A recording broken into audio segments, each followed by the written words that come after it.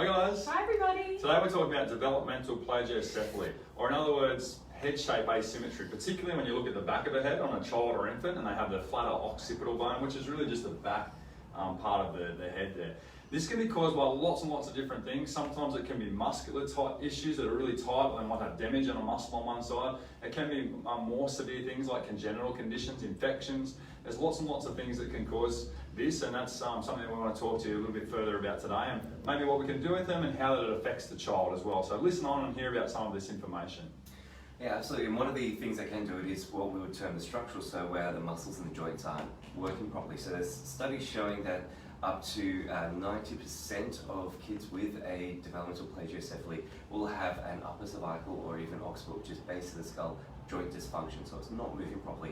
And there's also a very strong correlation between the side of that flatter spot and the side of the joint dysfunction there. So it is really important. Now, it's not only just how it looks, it's not just the aesthetics of the shape of the head, it actually can have impacts on neurodevelopmental issues. So vision, auditory, motor development, things like this. So it can be quite significant and not just how the shape looks. Yeah, so chiropractic management can be really beneficial and restoring the afferentation in through the neck. So this is basically the messages and the signals going from neck muscles and musculature, but also joints and ligamentous structures from the neck up to the brain as well. And there is a lot that we can do to help with the management of looking in at those different things development-wise. So looking in at the management to improve fine motor, gross motor, language, proprioception development as well.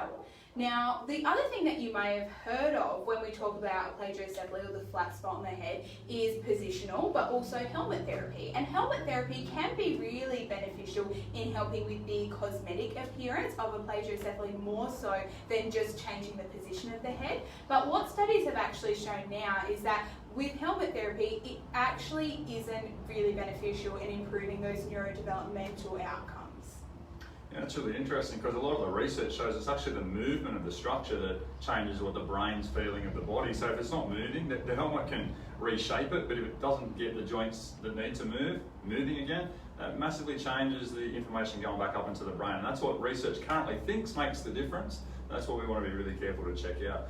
So the earlier you can act on a plagiocephaly, the better, because we know that as the skull develops, it starts to fuse, and particularly around about 18 months old, all the little fontanelles, the soft spots in a baby and infant's head start to fuse up. And if we get to that earlier, it's going to save you guys time, effort, energy. It's also going to lead to a lot better developmental outcomes, because that way we can shift things and get them moving earlier on as the brain and the body's developing together.